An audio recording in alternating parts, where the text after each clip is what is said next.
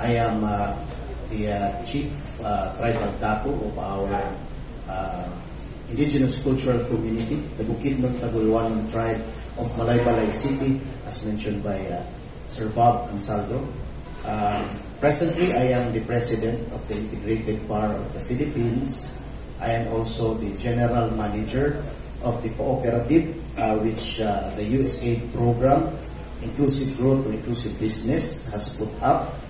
And in my capacity as President of the Integrated Bar of the Philippines, we have replicated that program, and we have now several pilot areas throughout the Philippines where our lawyer members in our local chapters replicate the project, assist our their own indigenous communities, create that capacity, that interfacing capacity to interface with the present legal system, have that absorptive capacity to do inclusive business, own the crops that they plant, the activities that they do in their ancestral domains, uplift their economic status, but at the same time become very important contributors to national growth. So in 2017, when we were selected as a beneficiary of the Inclusive Growth or Inclusive Business, it was also the time that we were given recognition of our ancestral domain title. I come from a province where most of the commodities that we talk about is produced. We are about at the top 5 of all the commodities we talk about here: chicken, pork, eggs, rice, and corn. But during that year, it is said that while Bukidnon is a major producer of almost all commodities in our country, we were one of the poorest province in the Philippines with the highest poverty incidence. That has improved, but just to drive that point, so producer of all these commodities, yet one of the highest poverty incidence. Why? Because about 60% of land of Bukidnon, about 600,000 hectares, is already covered by Certificate of Ancestral Domain titles. So in 2015, when we got our recognition, government recognition of our ownership of the land, and that was the time when I became a lawyer, we thought that it was a victory already, as promised by the ICPRA law, which has been enacted in 1997.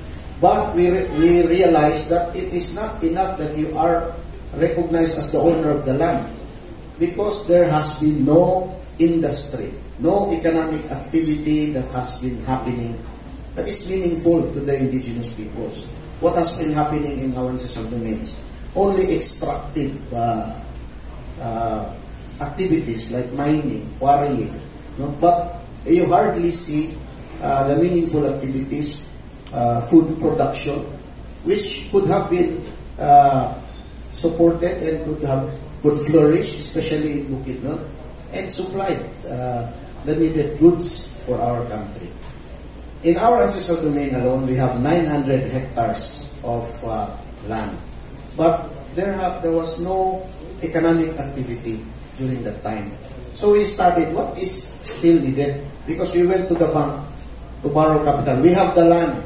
There's so much water there. Sunlight is abundant. We have the people, our tribe members. We have the need is there, poverty is there. But we could not do any economic activity. We could not have our own plantations. We were waiting only for investors to come in. But then we decided, what do it take so that we get that opportunity that is promised in the Constitution and the law, the equal opportunity. That is in the ICPRA law. It is said that there is a need for us to go through several legal processes for us to have our own juridical personality in order to interface with the present legal system.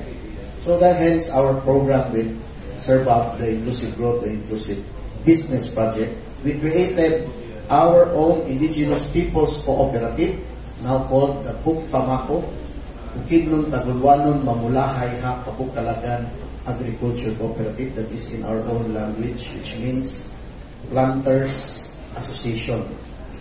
So the challenge was to access capital.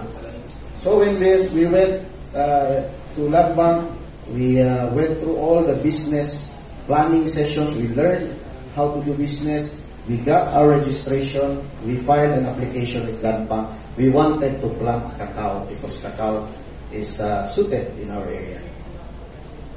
When we were successful in that, we were granted one of the first IP cooperatives as a proof of concept.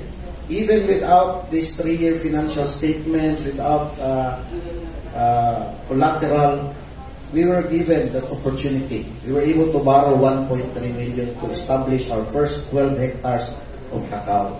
But it was proven that if we have that interfacing capacity, that legal mechanism, which the law mandates, not just the ICRA law, even the Magna Carta for small farmers, mandates that there has to be an organized entity for farmers to be able to access government assistance. So we did that.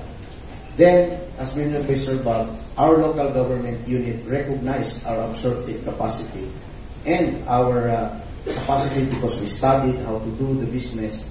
We were granted and we were able to absorb 30 million pesos grant in kind to plant more cacao. So now, our loan is only for 12. We have 50 hectares of already fruiting cacaos. We're reaching 100 hectares. We have produced, we have created jobs for our members. So our cooperative is the one now accessing these opportunities. And not just that, because of how we also did the business, we were able to absorb USAID grant in the amount of 100 million pesos to plant Bukidnon giant bamboo. Right now, in just 2 years, we were able to plant 1,000 hectares of bamboo, all because of that absorptive capacity. So when I reached the IBP here in Manila as the national president, it became our flagship program, as I mentioned. We are inviting all our chapters, 86 chapters throughout the Philippines, for our lawyer members, especially our officers on the ground, now also helping their indigenous communities. And as I mentioned, there are 4 cooperatives now which has the assistance of our chapters and are ready already to interact. And since we have created, and I hope in that replication, an environment where we not only help the indigenous communities with economic activities, but make this area 40% of our land area in the Philippines areas of production where there is a legal, safe, and productive environment. And so they are waiting for all of you also to partner with them.